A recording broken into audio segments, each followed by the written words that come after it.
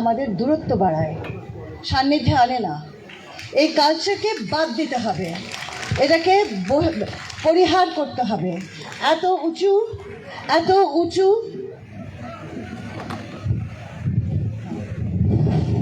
পোডিয়ামের কোনো প্রয়োজন নেই। এটা কি জানেন?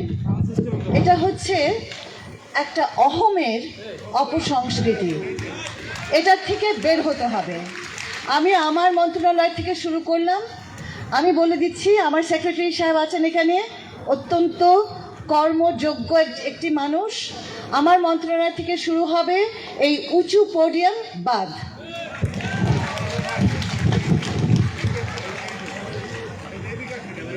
নতুন দেশ গড়ব যখন, নতুন বিশ্বাসে পদচারণা করি, এটাই হোক আমাদের প্রতিশ্রুতি এবং ইচ্ছে।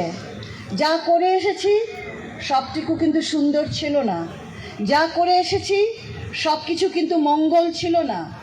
যা কিছু করে এসেছি অনেক কিছু আছে যেগুলো আমাদের পরিহারের প্রয়োজন। তাহলে নতুন দেশ যখন গড়ব বলে ভেবেছি, তাহলে নতুন ভাবনা, নতুন চিন্তা, নতুন পদক্ষেপ নিতে হবে। আমি অল্প কয়েকটা কথা বলবো, কিন্তু অল্প বলতে গেলেও সেগুলো ব্যাখ্যা করতে গিয়ে অনেক কিছু বলা হয়। কিন্তু আমি শুনছিলাম মহুয়া আপার কথা, উনি মনে কষ্ট পেয়েছেন। কেন কষ্ট পেয়েছেন? শব্দের ব্যবহারের কারণে। এই যে শব্দগুলো আমরা ব্যবহার করি, আমরা অসংবেদনশীল শব্দ ব্যবহার করি, আমরা ইনসেনসিটিভ। আমরা অনুধাবন করি না যে যারা এই যে বিশেষ মানুষগুলো আছেন, তাদের মনের ভেতরে কষ্ট বেদনা যদি আমরা অনুধাবন না করতে পারি, তাহলে আমার মন্ত্রণালয় ইজ আ ফেইলিয়ার। এবং সেই জায়গাটিতে আমার প্রথম প্রস্তাব হচ্ছে প্রতিবন্ধী শব্দ বাদ। প্রতিবন্ধী মানে কি? আমরা বলে থাকি নানানভাবে, আমরা বলে থাকি। আজকে মহাপা কষ্ট পেতেন না যদি আমরা পদে পদে প্রতিবন্ধী শব্দটা না ব্যবহার করতাম। দেখুন, আমার এই স্পিচ আমার মন্ত্রণালয় লিখে দিয়েছে, আমি এটাকে পড়তে পারছি না। কেন পড়তে পারছি না বলি আপনাদেরকে।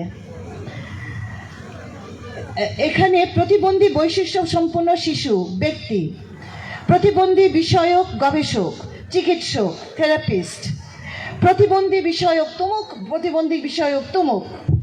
আমি পড়তেই পারছি না। আমরা কি বলতে চাইছি? আমার দেশটা কি প্রতিবন্ধী? আমি আজকে আপনাদের কাছে একটা প্রস্তাব রাখছি। আমরা বলে থাকি বিশেষ, আমরা কতগুলো শব্দ ব্যবহার করি বিকল্প হিসেবে। বিশেষ সীমাবদ্ধতার কথা বলি, আমরা বিশেষ চাহিদার কথা বলি। আজকে আমি আপনাদেরকে বলতে চাই বিশেষ মেধা সম্পন্ন ব্যক্তি এরা, বিশেষ মেধা সম্পন্ন। আবার বলছি, they are talented, they are very talented. আমরা যদি ওদের প্রতিবন্ধকতার উপরে নজর দিই, তাহলে আমাদের প্রতিবন্ধকতাই তৈরি হবে। আমরা যদি ওদের মেধার উপরে নজর দিই, ওরা মেধার চূড়ান্তে গিয়ে পৌঁছাবে। তাহলে কিসের উপরে আমরা নজর দেব? আমাদের প্রতিবন্ধীরা অলিম্পিক্সে বছরের পর বছর পদক পায়, জানেন তো? জানেন না? তার মানেটা কি? তাদের ভেতরে অসাধারণ সুপ্ত এবং প্রকাশিত মেধা আছে। সেই মেধার বিকাশ ঘটুক। আমার মন্ত্রণালয়ের যদি একটি লক্ষ্য থাকে, সেই লক্ষ্যটি হবে এই বাচ্চাদের, এই মানুষগুলোর মেধার বিকাশ ঘটানো, এবং সেটার জন্য যা দরকার আমরা তাই করব। আজ থেকে এরা প্রতিবন্ধী নয়। আমি অন্তত আমার ভাষায় এই শব্দটি আনব না। এবং আমি আমার মন্ত্রণালয়ে যত কর্মকর্তারা আছেন, কর্মচারীরা আছেন, মাথার মধ্যে ঢুকিয়ে নিন, আমরা কেউ প্রতিবন্ধী হয়ে জন্মাই না। কারণ ঈশ্বর আমাদেরকে কোনো না কোনো মেধা দিয়ে জন্ম দেয়। প্রতিপালক আমাদেরকে কোনো না কোনো মেধা দিয়ে জন্ম দেয়। এমনই অপয়া আমরা যে আমরা সেইটা দেখার দৃষ্টি পর্যন্ত আমাদের থাকে না। আমরা দেখি তার হাত ভেঙে গেছে, কিন্তু আমরা দেখি না যে তার কণ্ঠ কি সুরেলা। তার হাত নিয়ে আমরা পড়ে থাকলাম, বললাম তার অঙ্গহানি হচ্ছে, সে প্রতিবন্ধী, কিন্তু আমরা ভুলে গেলাম বলতে যে সে একটি অপূর্ব গায়ক। আমাদের নজর পাল্টাবো। স্টিফেন হকিন্সকে ভাবলে আমরা কি ভাবি? সে একজন পঙ্গু লোক? নো, আমরা ভাবি পৃথিবীর শ্রেষ্ঠ বিজ্ঞানীদের একজন, আমরা ভাবি পৃথিবীর শ্রেষ্ঠ চিন্তকদের একজন।